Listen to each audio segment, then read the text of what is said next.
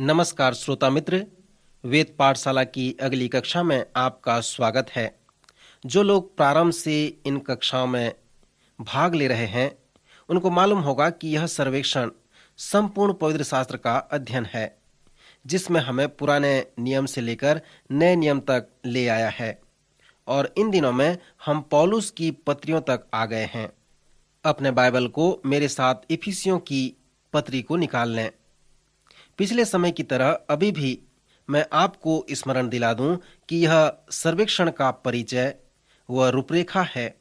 आप अपना बाकी जीवन इस पत्री के मनन में समय बिताएं और एक एक पद व एक एक वचन पर मनन करें कि पौलुस ने हमारे लिए इस पत्री को कैसे लिखा है। एक पास्टर होने के नाते मैंने इस पत्री को प्रथम 3 अध्याय को 2 वर्ष तक प्रति रविवार प्रचार किया। हमने सीखा कि इफिसियों की पत्री में 6 अध्याय हैं।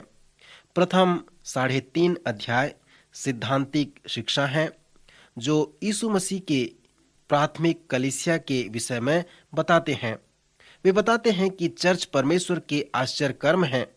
चौथे अध्याय के प्रथम 16 पद में पौलुस ने चर्च के स्वभाव, कार्य व उद्देश्यों को बताया है। फिर पौलुस इस पत्री में प्रायोगिक भाग को प्रारंभ करता है, जो गंभीर, महत्वपूर्ण व व्यवहारिक है। उसने हमें कहा है कि हम पुराने मनुष्यत्व को उतारकर नए मनुष्यत्व को पहन लें। पौलुस के अनुसार हम प्रेम में चलें, ज्योति की संतान की नाई चलें, आत्मा में चलें और सावधानी या बुद्धिमानों की नाई चलें। और मसीह की कलीसिया के एक अंग होने के नाते जो स्वर्गीय स्थानों में है, विश्वासियों की नाई चलें। फिर पौलुस पुराने मनुष्यत्व को झूठ बोलने व क्रोध के विषय में बताया है और नए मनुष्यत्व को अपने पड़ोसी से सच बोलने और प्रेम रखने के विषय में बताया है। इसके संबंध में उसने एक महान शिक्षा भी दी है। पौलुस ने हमें कहा है कि परमेश्वर ने हमें कलीसिया में वरदानी लोग दिए हैं, अर्थात उसने प्रेरित शिक्षक दिए हैं कि वे पवित्र लोगों को शिक्षा दें, जिससे परमेश्वर का कार्य हो सके। फिर चौथे अध्याय के 12वें पद में पौलुस ने महान कथन बताया है। यह पद हमें बताता है कि सर्वशक्तिमान परमेश्वर ने सेवकाई के लिए यह ठहराया है, जिसे हम आप लेमेन कहते हैं। पौलुस ने पवित्र लोगों का शब्द उपयोग किया है, अर्थात कलीसिया में विश्वासीगण। पौलुस के अनुसार पास्टर व शिक्षक एक दल के कोच हैं, परंतु लोग जो चर्च में हैं, जिन्हें हम लेमेन कहते हैं, वो दल के लोग हैं। वे ही खिलाड़ी हैं। परमेश्वर का कार्य उस चर्च भवन में रविवारी आराधना को ही नहीं होता, परंतु जब आशीष वचन कहा जाता है, उसके बाद ही परमेश्वर का कार्य प्रारंभ होता है। पौलुस के अनुसार जब वे पवित्र लोग चर्च छोड़कर बाहर आते हैं, तो परमेश्वर का कार्य उन्हें सौंप दिया जाता है। पास्टर का कार्य यह है कि वह आपको उत्साहित करता है, प्रेरित करता है, चुनौती देता है कि आप परमेश्वर के कार्य को करें। सो यही चर्च के लिए एक महत्वपूर्ण स्वभाव, कार्य व उद्देश्य है। जब पौलुस इस पत्री के प्रायोगिक भाग में आकर 5वें अध्याय को लिखता है, तो उस कार्य को घर में आरंभ करने के लिए बड़ा कठिन होता है। वह विश्वासियों को उत्साहित करता है कि मसीह में स्वर्गीय स्थानों में जो हैं, जिनका नया जन्म हो गया है, वे यीशु मसीह के आत्मा से परिपूर्ण चेले हैं। उन्हें चाहिए कि वे नगर में जाकर, जेल में जाकर अपने विश्वासी के विषय में बताएं। लोग मसीह में अपने नए जीवन के अनुभव के विषय में अपने घर को आत्मिक स्थान देते हैं, परंतु पौलुस कहता है कि हमारा घर वो प्रथम स्थान है, जहां पर मसीह में उन आत्मा के फल को अपने जीवन के द्वारा उन्हें बताना है। एक प्रार्थना है जो महान परीक्षा कहलाता है। वो इस प्रकार है, हे परमेश्वर, मेरी सहायता कर कि मैं तेरे बहुत करीब चल सकूं, ताकि जो लोग मुझे जानते हैं वे देख सकें कि मैं कैसे भक्तिमय जीवन व्यतीत करता हूं, क्योंकि मैं अपने घर में इस प्रकार का भक्तिमय जीवन व्यतीत नहीं कर पाता। सो हे परमेश्वर, मुझे सभी बातों में जय दे, ताकि तेरा भय मानते हुए मैं अपने जीवन बिता सकूं और लोग मेरे जीवन को देखकर तेरी महिमा कर सकें। श्रोता मित्र, इस प्रकार का प्रार्थना अनेक पास्टर और विश्वासी गण करते हैं, क्योंकि घर ही वो कठिन स्थान है। यहीं पर हमें सही रूप से मसीह को अपने जीवन के द्वारा प्रकट करना है। इसलिए पौलुस इस प्रायोगिक भाग का प्रारंभ घर से करता है। वह लिखता है कि परमेश्वर का भय मानते हुए एक दूसरे के अधीन रहो। हे पत्नियों, अपने अपने पति के ऐसे अधीन रहो जैसे प्रभु के, क्योंकि पति पत्नी का सिर है, जैसे कि मसीह कलीसिया का सिर है, और आप ही देह का उद्धार करता है। पर जैसे कलीसिया मसीह के अधीन है, वैसे ही पत्नियां भी हर बात में अपने अपने पति के अधीन रहें। फिर वह पतियों के विषय में लिखता है और कहता है, हे पतियों, अपनी अपनी पत्नी से प्रेम रखो, जैसे मसीह ने भी कलीसिया से प्रेम करके अपने आप को उसके लिए दे दिया, कि उसको वचन के द्वारा जल के स्नान से शुद्ध करके पवित्र बनाए और उसे एक ऐसी तेजस्वी कलीसिया बनाकर अपने पास खड़ी करे, जिसमें न कलंक, न झुर्री, न कोई और ऐसी वस्तु हो, वरन पवित्र और निर्दोष हो। इसी प्रकार उचित है कि पति अपनी अपनी पत्नी से अपनी देह के समान प्रेम रखें। जो अपनी पत्नी से प्रेम रखता है, वह अपने आप से प्रेम रखता है, क्योंकि किसी ने कभी अपने शरीर से बैर नहीं रखा, वरन उसका पालन पोषण करता है, जैसा मसीह भी कलीसिया के साथ करता है। श्रोता, विवाह के इस निर्देश में पौलुस हमें विवाह के विषय सुंदर परामर्श देता है। वह कहता है कि पत्नियां हर बात में अपने अपने पति के अधीन रहें और उनका आदर करें, पर कुछ स्त्रियों के लिए यह बहुत कठिन हो जाता है। इसलिए कुछ पत्नियां कहते हैं कि वे पौलुस के जैसे नहीं हैं और उन्हें पौलुस का लेख पसंद भी नहीं है। परंतु यदि वे वास्तविक रूप से समझें कि पौलुस क्या कहता है, तो आप ये अनुभव करेंगे, जैसे हमने पहले देखा था कि पौलुस ने स्त्रियों को ऊंचा उठाया है। मसीह के सुसमाचार के किसी भी स्थान में स्त्रियों को ऊंचा उठाया गया है। सो पौलुस न केवल पत्नियों से कहता है कि वे अपने पति के अधीन रहें, परंतु वह पतियों से भी कहता है कि वे उनसे प्रेम रखें, जिस प्रकार मसीह ने भी कलीसिया से प्रेम रखा और उसके लिए अपने आप को दे दिया। आपके पास दो प्रकार के आदेश देने वाले अधिकारी नहीं होंगे। हवाई जहाज में एक ही आदेश देने वाला अधिकारी होता है। वह किसी को भी अपने उत्तरदायित्व को नहीं बांटता। पौलुस कहता है कि पति पत्नी का सिर है। पौलुस के कहने का तात्पर्य यह है कि पति के पास अपनी पत्नी और हर बात का उत्तरदायित्व होता है। पति के पास विशाल उत्तरदायित्व होता है। परमेश्वर ने उसे उसके घर के प्रत्येक क्षेत्र के उत्तरदायित्व को सौंपा है। यदि कोई आर्थिक परेशानी है या बच्चों की शिक्षा की समस्या है, तो पुरुष ही उत्तरदायित्व है। इसलिए वह पत्नियों से कहता है कि वे अपने पति के अधीन रहें। वह पत्नियों से कहता है कि वे उस समस्या का एक भाग न बने, परंतु उसके समाधान का भाग बने। सो जब पौलुस लिखता है कि पत्नियां अपने पति के अधीन रहें, तो वह कहता है कि जिस प्रकार कलीसिया के लिए मसीह को ठहराया गया है, उसी प्रकार तुम्हारे पति को भी तुम्हारे लिए ठहराया गया है। फिर पवित्र शास्त्र विभाग के नमूने को बताता है कि वह मसीह व कलीसिया है। पहला पतरस 3 अध्याय में पतरस कहता है कि हे पत्नियों, तुम भी अपने पति के अधीन रहो, इसलिए कि यदि इनमें से कोई ऐसे हों जो वचन को न मानते हों, तो भी तुम्हारे भय सहित पवित्र चाल चलन को देखकर बिना वचन के अपने अपनी पत्नी के चाल चलन के द्वारा खींच जाएं। सो इस नमूने में तुम चर्च हो, मसीह चरवाहा है और कलीसिया ही भेड़ है। सो इस नमूने में तुम भेड़ हो और आपका पति चरवाहा है। उसे चरवाही करने दो, उसे अपनी रखवाली करने दो।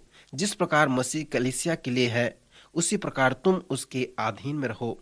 फिर पौलुस पतियों से कहता है कि पतियों, क्या तुमने उस नमूने को देखा, मसीह और कलीसिया के नमूने को देखा कि महान चरवाहा व भेड़ कौन है?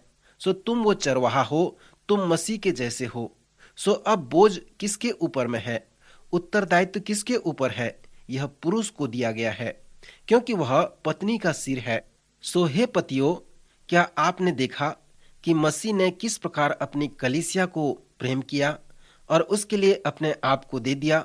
सो तुम भी अपनी पत्नियों से प्रेम रखो, जिस प्रकार मसीह ने भी कलीसिया से प्रेम रखा और उसके लिए अपने आप को दे दिया, सो तुम भी अपनी पत्नी के लिए अपने आप को दे सको।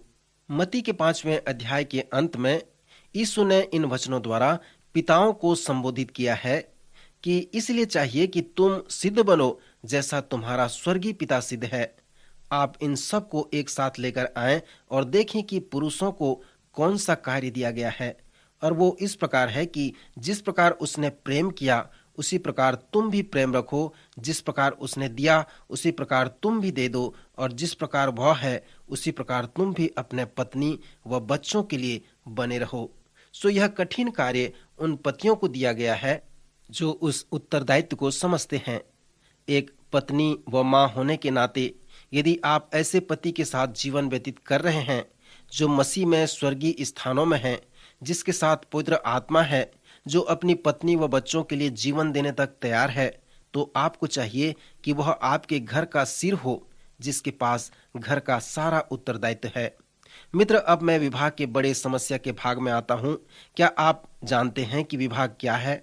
पति अपने उत्तरदायित्व को स्वीकार नहीं करते, वे पत्नी व घर की सिर नहीं बनना चाहते। आज जो बड़ी समस्या पास्टरों को सामना करना पड़ता है कि पुरुष अपनी पत्नी से प्रेम नहीं रखते, और जिस प्रकार मसीह ने अपने आप को कलीसिया के लिए दे दिया, वे उस प्रकार अपना जीवन परिवार के लिए नहीं देते। सो हजारों लाखों पत्नियों को इस समस्या का सामना करना पड़ता है। पर वे क्या करें? वे वही करते हैं जिसे पति या बच्चों को पिता ने किया है। वे उस उत्तरदायित्व को ले लेते हैं और अपने बच्चों से प्रेम रखते हैं, उनके लिए अपने आप को दे देते हैं, क्योंकि उनके पतियों ने उस उत्तरदायित्व को नहीं निभाया। इफिसियों के 5वें अध्याय में पौलुस ने स्त्री व पुरुष के विवाह के विषय में सुंदर रूपरेखा प्रस्तुत किया है, जो दोनों मसीह के पीछे चलते हैं। क्योंकि हम इफिसियों की पत्री का सर्वेक्षण कर रहे हैं, तो मैं पौलुस प्रेरित द्वारा बताए गए विवाह की रूपरेखा को बताना चाहता हूँ। मेरे पास एक सुंदर लकड़ी का नक्काशी है, जिसे मेरे मित्र ने मेरे लिए अफ्रीका से लेकर आया है। इस लकड़ी के नक्काशी का जो उद्देश्य है वह इस प्रकार है कि वह स्त्री व पुरुष के शरीरों में एकत्वपन को प्रस्तुत करता है, जो परमेश्वर द्वारा ठहराया गया है। यह नक्काशी जो लकड़ी का एक टुकड़ा है, जिसमें स्त्री व पुरुष के चित्र को खोद कर बनाया गया है। जिधर से भी आप उसे देखें, वे एक साथ जुड़े हुए हैं। हमने सुसमाचार के सर्वेक्षण में देखा था कि दो विवाहित साथी परमेश्वर द्वारा एक होने के लिए ठहराए जाते हैं। अब किस उद्देश्य से ये दोनों एक होते हैं? यीशु ने बताया है कि जब परमेश्वर ने विवाह को ठहराया, तो उसने उस संबंध को बनाया जिसमें दो लोग, स्त्री और पुरुष, आत्मा में एक हों, मन में एक हों और शारीरिक संबंध के द्वारा अपने एकत्वपन को अभिव्यक्त करें। सो उस नक्काशी के द्वारा इसी प्रकार से समझाया गया है। इसके पहले कि वे एक हों, उन्हें चाहिए कि वे पहले मसीह में एक हों। दूसरे शब्दों में, वे जानें कि मसीह में एक होने के लिए उन्हें क्या करना है। स्वर्गीय स्थानों में उन आत्मिक आशीषों को पाने के लिए उन्हें क्या करना है। सो इस प्रकार से परमेश्वर द्वारा बनाए गए विवाह की सुंदर योजना से एक घर का निर्माण होता है। इस उदाहरण के द्वारा उन दोनों का आत्मिक संबंध एक दूसरे के साथ तभी मजबूत होगा जब मसीह यीशु के साथ उनका व्यक्तिगत संबंध ठीक होगा। उनके मध्य जो संबंध की कड़ी है वो सही होनी चाहिए। पहली कड़ी जो उसने सिर के ऊपर में उसमें है, आत्मिक संबंध कह सकते हैं। आत्मिक संबंध एकत्वपन होने का नींव है। अगली कड़ी वार्तालाप है। अनेक दंपति हैं जो अपने पास्टर से कहते हैं, हमारे साथ किसी प्रकार का वार्तालाप नहीं होता। पास्टर, यह सत्य नहीं है। इस प्रकार की कोई बात नहीं है कि वार्तालाप न हो, परंतु यहाँ पर जो विषय है कि आप क्या वार्तालाप कर रहे हैं और किस प्रकार वार्तालाप कर रहे हैं। यदि आप बातें नहीं कर रहे हैं फिर भी आप वार्तालाप कर रहे हैं, परंतु क्या व कैसे आप वार्तालाप कर रहे हैं। मित्र, जब आप वार्तालाप के विषय में अध्ययन करेंगे तो आप इस निष्कर्ष में आएंगे कि वार्तालाप एकत्वपन का एक औजार है। वह इस प्रकार का औजार है जिसके द्वारा आप अपने विवाह के एकत्वपन को बनाए रख सकते हैं। यदि आपके पास सही वार्तालाप नहीं है तो आप असहाय हैं और आप अपने समस्या का समाधान नहीं कर सकते। वार्तालाप की समस्या उस जीवाणु के समान है जो अंधेरे में द्विगुणित होते हुए जाते हैं, परंतु उजियाले में वे जीवित नहीं रह सकते। जब आप वार्तालाप करते हैं तो आप बत्ती जलाते हैं, जिससे अनेक जीवाणु मर जाते हैं। पर यदि आप वार्तालाप नहीं करते हैं तो वार्तालाप की समस्या जीवाणु की तरह बढ़ती ही जाती है। अगली जो कड़ी है वो संगति है। संगति एकत्वपन का प्रमाण है। कभी कभी मैं आश्चर्य करता हूं कि किस प्रकार दो व्यक्ति एक होंगे, क्योंकि दोनों के विचार भिन्न हैं, उनके लक्ष्य अलग अलग हैं। एक पास्टर होने के नाते मैं साधारण रूप से तो उनकी सहायता नहीं कर सकता, पर उनसे पूछता हूं कि आप दोनों कैसे एक हो गए। फिर इस 5 कड़ी में बीच की जो कड़ी है वो प्रेम को प्रस्तुत करता है। पवित्र शास्त्र के आधार पे ये वो प्रेम है जिसे पौलुस ने पहले कुरिन्थियों के 13वें अध्याय में वर्णन किया है। यह अगापे प्रेम है जो अविनाशी है, क्योंकि यह अप्रतिबंधित है। यह अप्रतिरोध्य है, क्योंकि यह आत्मिक प्रेरणा से है। अगापे प्रेम स्वार्थी नहीं होता। सो पवित्र शास्त्र बताता है कि यह वो प्रेम है जो दो लोगों को एक कर देता है। एक ही कारण है कि विवाह टूट जाते हैं, क्योंकि वे स्वार्थी होते हैं। वे कभी भी मसीह को अपने जीवन का केंद्र नहीं मानते। वे अपने विवाहित संबंध में देखते हैं कि इसमें मेरे लिए क्या लाभ है।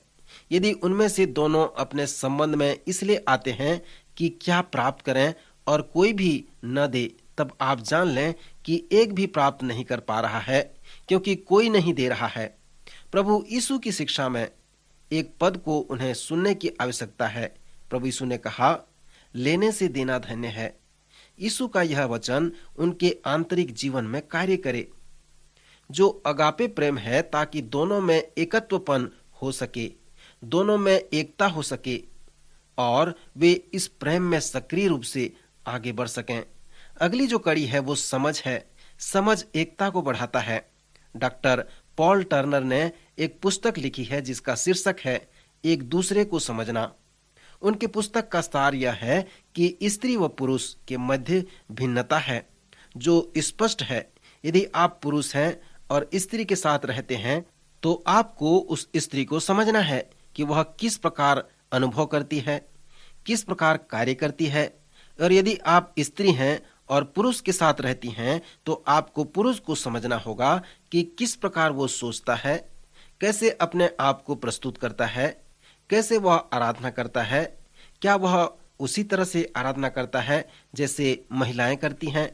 मैं जानता हूं कि कुछ स्त्रियां अपने पति के विषय में इस प्रकार सोचती हैं कि वे आत्मिक नहीं हैं, क्योंकि वे उस प्रकार से आराधना नहीं करती जिस प्रकार महिलाएं करती हैं। समझ बहुत महत्वपूर्ण है। सो डॉक्टर टॉर्नर अपने सुंदर पुस्तक में कहते हैं, यदि आप एक दूसरे को समझना चाहते हैं तो आपको चाहिए कि आप लिंग में जो अंतर है आप उसे महत्वपूर्णता को समझें। आप बीते हुए समय की महत्वपूर्णता को समझें। बहुत कुछ बातें हैं जो आपको समझना है, परंतु उसके पुस्तक में जो महत्वपूर्ण बात है वो एक और दूसरी बात को समझना है। समझ के साथ जीवन व्यतीत करें। पतरस ने पतियों से कहा, हे पतियों, तुम भी बुद्धिमानी से पत्नियों के साथ जीवन निर्वाह करो। दूसरे शब्दों में कहें तो उन्हें समझो। सो समझ जो है एकता को बढ़ाता है। अंतिम जो कड़ी है वो शारीरिक संबंध द्वारा दो लोग एक होते हैं। इस कड़ी को मैं एकत्वपन का आनंदमय अनुभव कहता हूँ। इस आत्मिक कड़ी में जो एकत्वपन है वो यौन संबंध है। स्त्री व पुरुष के मध्य जो शारीरिक संबंध है वो सचमुच में वार्तालाप का नमूना है। यौन संबंध वार्तालाप का बहुत तीव्र रूप है। इसी के द्वारा स्त्री व पुरुष एकत्वपन में उन सभी बातों को अभिव्यक्त करते हैं जो इन कड़ियों में प्रस्तुत की गई है। इन कड़ियों में एकत्वपन का जो सार है वह परमेश्वर के साथ उनका संबंध है, अर्थात आत्मिक एकत्वपन जो एकत्वपन की नींव है। फिर वार्तालाप एक औजार है जिसके द्वारा वो अपने एकता को बनाए रखते हैं। फिर संगति एकत्वपन का प्रमाण है। प्रेम एकत्वपन का सक्रिय भाग है। फिर समझ एकत्वपन को बढ़ाता है और फिर यौन संबंध एकत्वपन का आनंदमय अनुभूति है। जब पति और पत्नी में यौन समस्या होती है तो समस्या ये नहीं कि उसके विषय में उन्हें नहीं मालूम और उन्हें किसी पुस्तक को पढ़ने की आवश्यकता है, परंतु समस्या ये है कि उनमें एकत्वपन में आनंद में अनुभूति नहीं है। और इसलिए नहीं है क्योंकि उनमें संगति नहीं है, प्रेम की अनुभूति नहीं है, समझ नहीं है। वो लकड़ी का नक्काशी हमें उस संबंध के रूपरेखा के विषय में बताता है कि जब परमेश्वर ने विवाह के विषय में बताया तब उसके मन में इसी प्रकार का था। 5वें अध्याय में पौलुस पति व पत्नी के संबंध में एक महान शिक्षा देता है जो इस पत्री के एक प्रायोगिक भाग में है। विवाह के संबंध में इस स्थल की तुलना वचन के और स्थलों में करें, तब आप जानने पाएंगे कि जब परमेश्वर ने उन्हें पुरुष व स्त्री करके बनाया तो उसका क्या अभिप्राय था। क्यों उसने उन्हें विवाह के सूत्र में जोड़ दिया जो एक घर की नींव है। सो जब आप इसकी तुलना करेंगे तो जानने पाएंगे। अगला उदाहरण इस विवाह के संबंध में जो है वो त्रिभुज है। त्रिभुज के दोनों निचले भाग में अर्थात एक भाग में स्त्री व एक भाग में पुरुष को देखें और फिर ऊपर के भाग में परमेश्वर को देखें। जिस प्रकार वे एक दूसरे के निकटता में हैं, उसी प्रकार वे परमेश्वर के निकटता में भी आते हैं। सो विवाह में जो आत्मिक संबंध है यही बात उसका वर्णन करता है। फिर 5वें व 6वें अध्याय में पति व पत्नी के संबंध के विषय में बताने के बाद वह दास व स्वामी के विषय में बताता है कि दास किस प्रकार अपने स्वामी की आज्ञा माने और स्वामी किस प्रकार दासों के साथ व्यवहार करे। फिर बालकों के लिए भी कहा गया है कि वे प्रभु में अपने माता पिता के आज्ञाकारी बने, क्योंकि यह उचित है, और वे अपने माता पिता का आदर करें। सो बच्चों का संबंध माता पिता के साथ उचित हो और माता पिता का संबंध भी बच्चों के साथ सही हो। इस पत्री में पौलुस कहता है कि जिसके साथ भी तुम निकटता में हो, इस संबंध को उसके साथ प्रारंभ करो। यदि आप विवाहित हैं तो अपने साथी के साथ, यदि आप छोटे हैं तो अपने माता पिता के साथ इस शिक्षा को लागू करें। यदि आप कहीं पर कार्य करते हैं तो अपने सहकर्मियों के साथ इस शिक्षा को लागू करें। सो इसी पत्री के प्रायोगिक भाग को हम संबंध को पहनना या पहनाना कह सकते हैं। श्रोता, पौलुस इस पत्री के दूसरे भाग में जिस सच्चाई का वर्णन हमसे किया है, वे कुछ भी हों, हम उसे अपने संबंध में लागू करें। अनेक लोग इस बात को नहीं समझ पाते हैं कि आत्मिक संसार में धनात्मक बातें भी हैं और ऋणात्मक बातें भी हैं, अर्थात अच्छे आत्मा भी हैं और बुरे आत्मा भी हैं। 6वें अध्याय में पौलुस ने कहा है कि हमारा युद्ध आत्मिक युद्ध है। हमारा युद्ध लहू और मांस से नहीं, परंतु प्रधानों और अधिकारियों से और इस संसार के अंधकार के हाकिमों से और उस दुष्टता की आत्मिक सेनाओं से है जो आकाश में है। सो एक ही तरीका है कि हम उन आत्मिक सेनाओं से जय प्राप्त कर सकते हैं। वो इस प्रकार है कि हमें प्रतिदिन परमेश्वर के सारे हथियार बांधने हैं ताकि हम शैतान की युक्तियों के सामने खड़े रह सकें। उसने हमें कहा है कि हम उद्धार का टोप पहनकर, धार्मिकता की झिलम पहनकर, विश्वास की ढाल लेकर, आत्मा की तलवार लेकर जो परमेश्वर का वचन है, और पांव में मेल की सुसमाचार की तैयारी के जूते पहनकर शैतान की शक्तियों के सामने खड़े रहें। मित्र, यहाँ पर वह उन आत्मिक हथियारों के विषय में वर्णन करता है और बड़े उत्साह के साथ हमें कहता है कि हम आत्मिक युद्ध में हैं और हमें लड़ना है, परंतु अपने बल व सामर्थ्य से नहीं, लेकिन पवित्र आत्मा की सामर्थ्य से लड़ना है। श्रोता, मैं आपको आज इस चुनौती के साथ छोड़ना चाहता हूँ कि क्या आपने उद्धार का टोप पहना है? क्या आप जानते हैं कि आप पाप के सामर्थ्य से बचाए गए हैं? क्या आपका हृदय धार्मिकता की झिलम से बचाया गया है? क्या आप विश्वास की ढाल का उपयोग करते हैं? क्या आप जानते हैं कि आत्मा की तलवार जो परमेश्वर का वचन है कैसे उपयोग किया जाता है? तो आपको चाहिए कि आप अपने पांव में मेल के सुसमाचार की तैयारी के जूते पहनकर दूसरों को सुसमाचार सुनाएं। प्रभु इन वचनों द्वारा आपको आशीष दे।